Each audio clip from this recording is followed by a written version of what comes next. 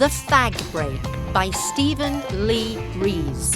Episode 1, Positions, in which Tina discovers a new position, Sharon detests her own position, and Carol explains her position about a very unusual date.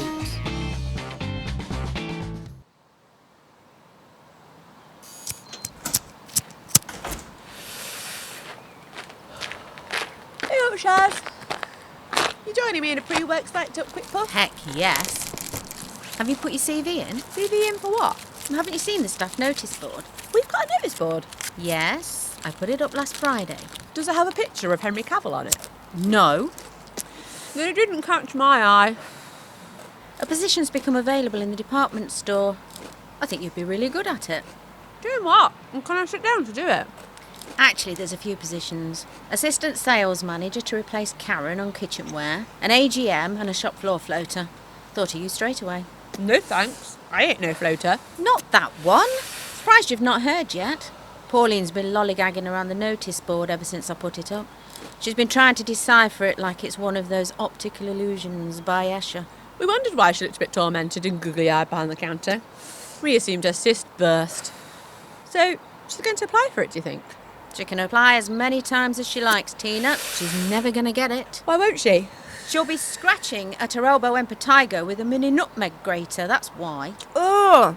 That got me right off my Belvita. Pam caught her slicing away at her bunions with a potato peeler before now on a lunch break. Ugh! Hasn't anything been said? Nothing we can do. She bought it from home. What? Her bunions? No, peelers. They weren't ours. Good morning, ladies. He up, Des. Morning, Darren. Do I have time for a quickie?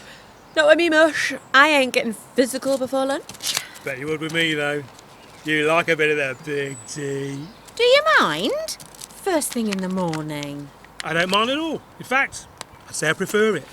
Honestly, I suppose that's the reason why you're always late, is it? Sex. No thanks, Shaz.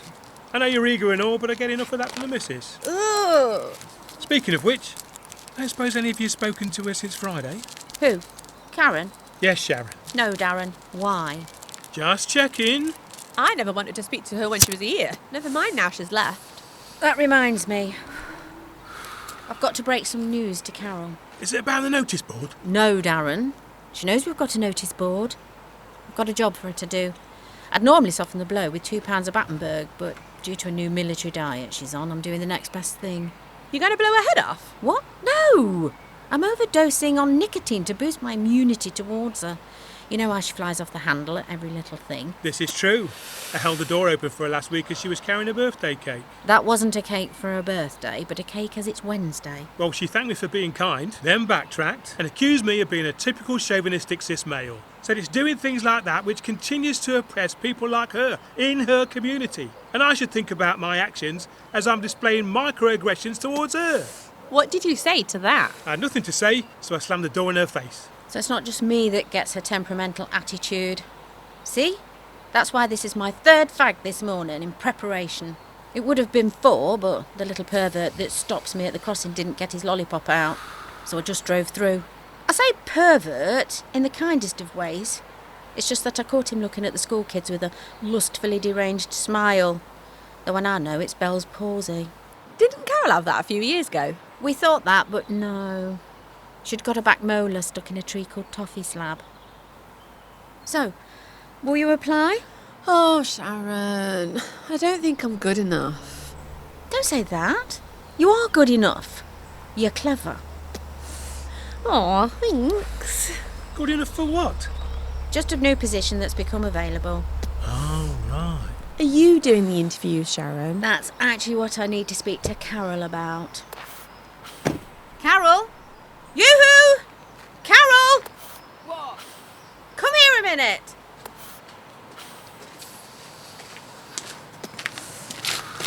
What do you want? I'm not in the mood. Morning, Tina. Morning. Sharon's got something to break to you. Go on, Sharon.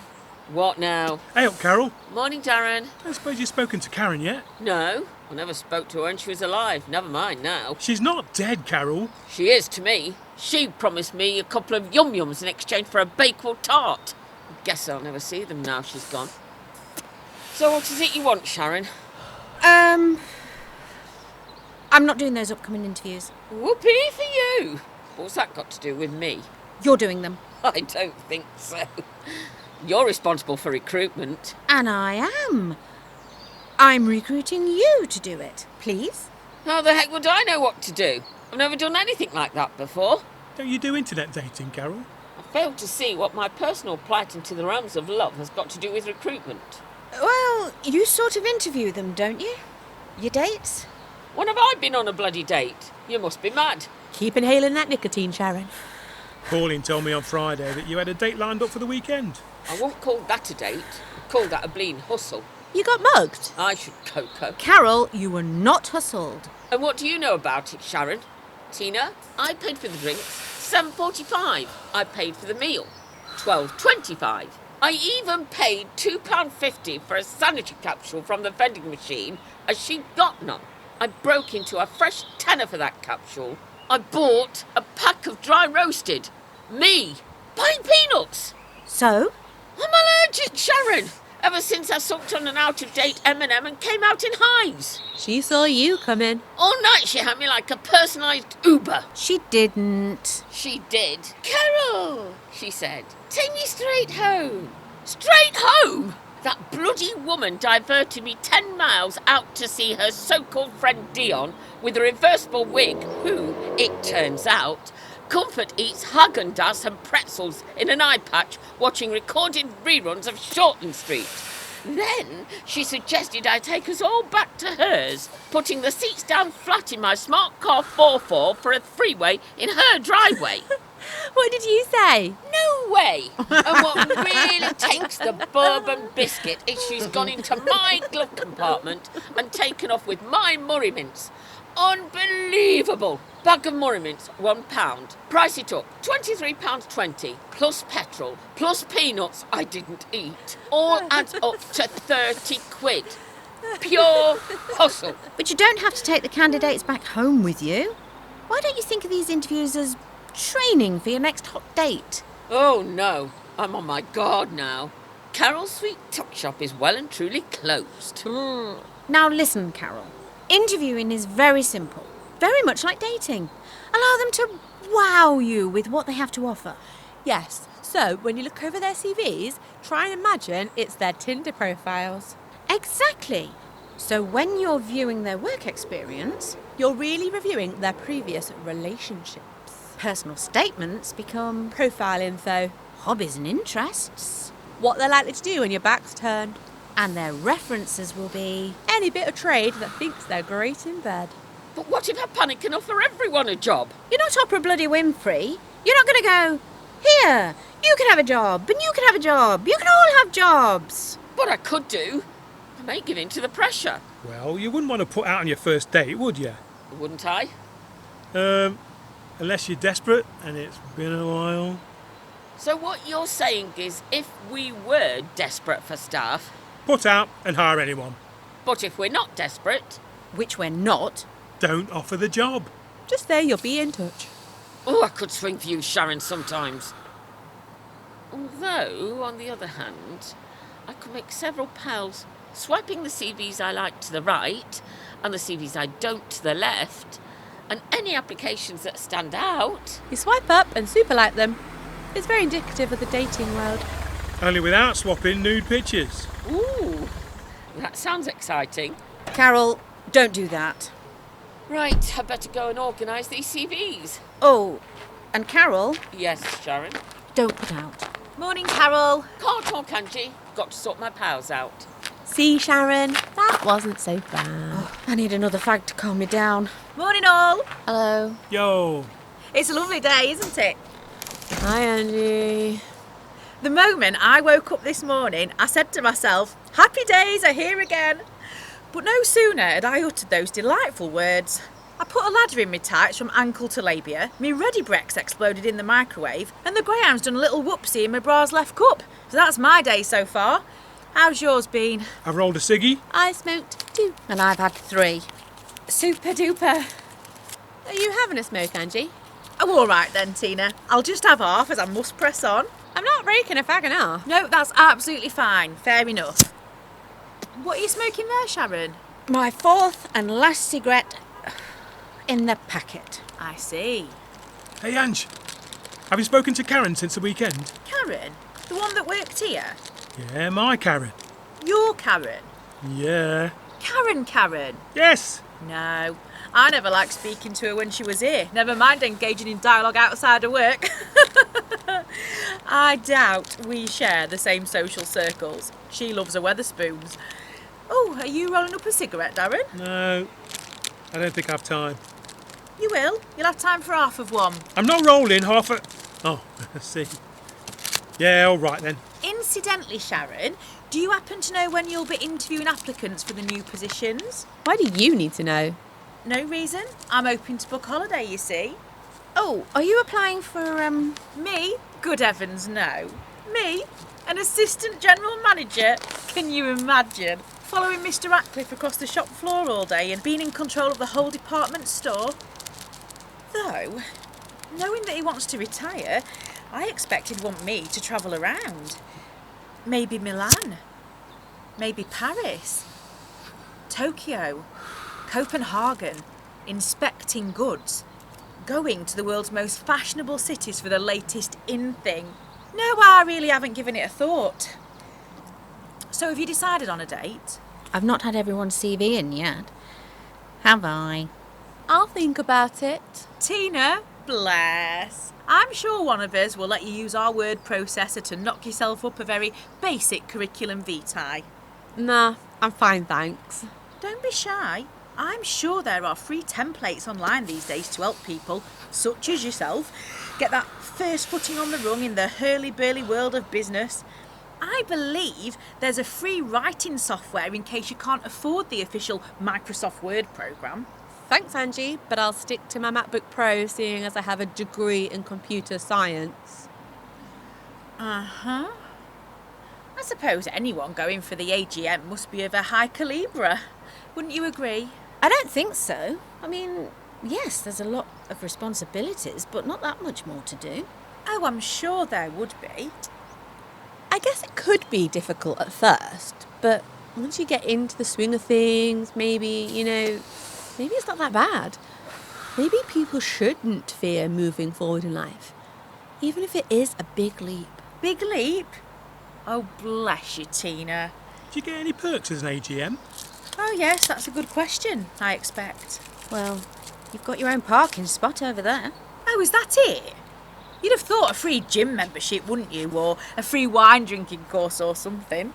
It is a job offer, and not a prize, you know. Oh, I know, it's just, well... Well, you're not going for it anyway. Here. Have the rest of that.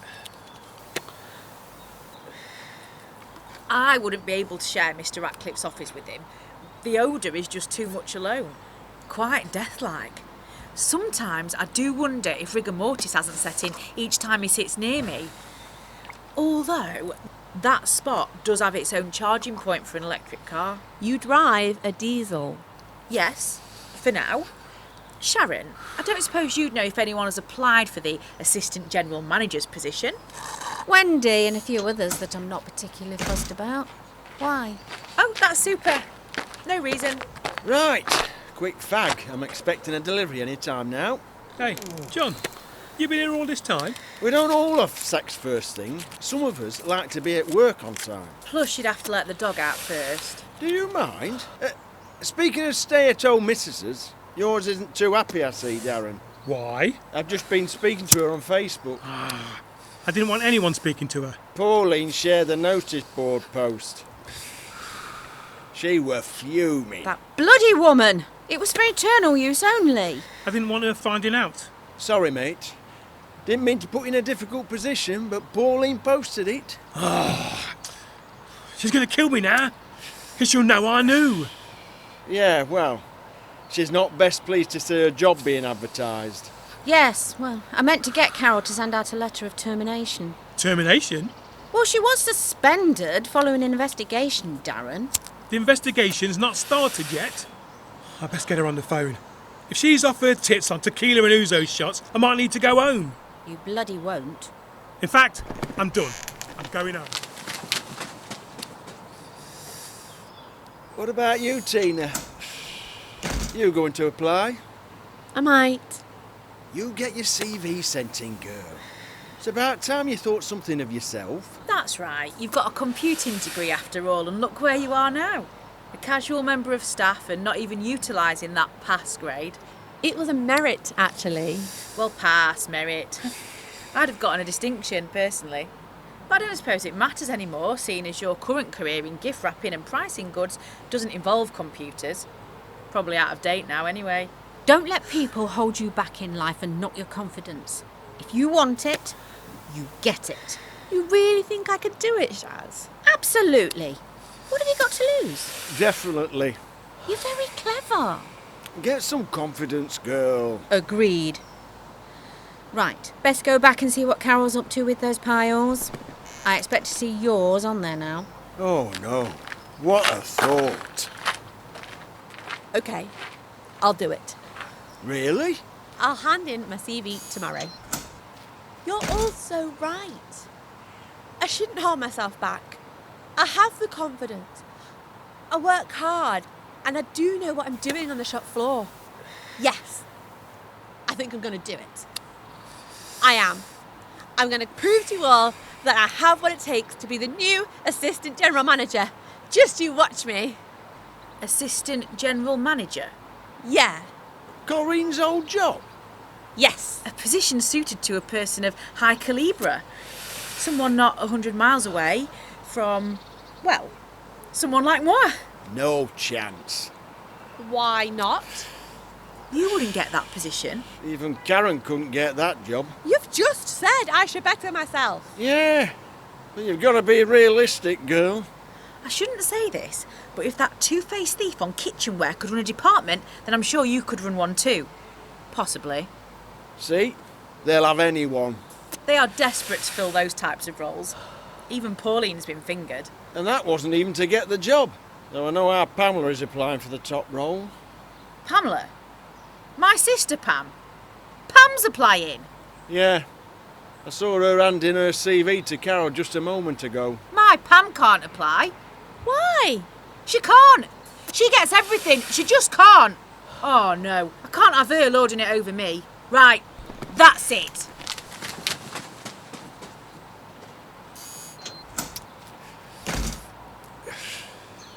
So, will you apply, do you think?